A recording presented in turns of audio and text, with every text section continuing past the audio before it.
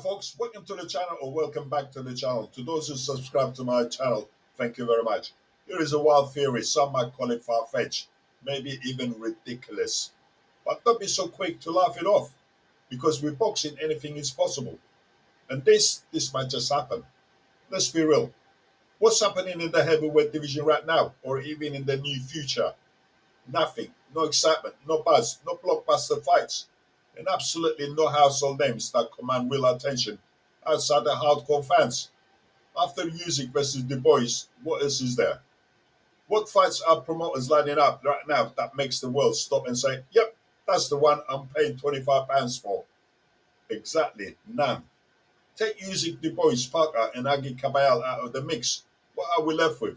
Martin Bakol, strong yes, but predictable. Flat-footed, one-gear fighter. From big punches, up their land. That's it.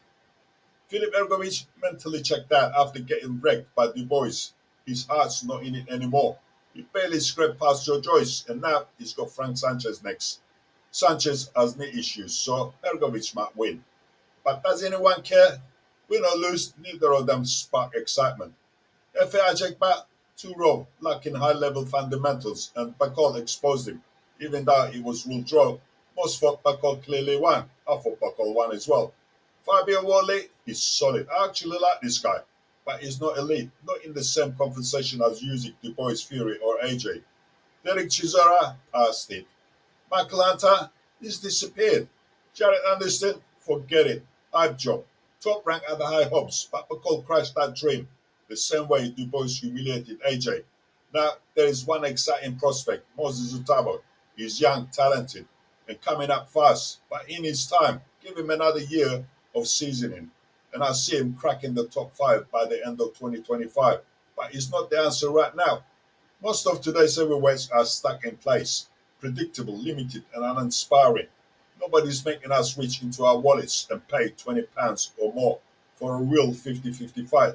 So here is where my theory comes in. Everyone's been talking about AJ versus Fury for years. Biggest British fight in modern boxing history. And yet, it never happened. Now, both have lost. Both are titleless. And neither is a mandatory contender for any belt. Still, fans want the fight. And let's be honest, they're not chasing glory anymore. They're chasing money and legacy optics. But here is the issue. They're too rich. They've got nothing left to prove.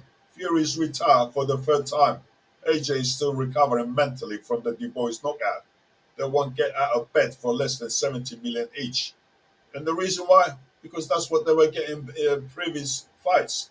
So which promoter is paying 170 million in total for a fight with no belts and faded names? None. Pay-per-view and ticket sales won't cover it. Not even close.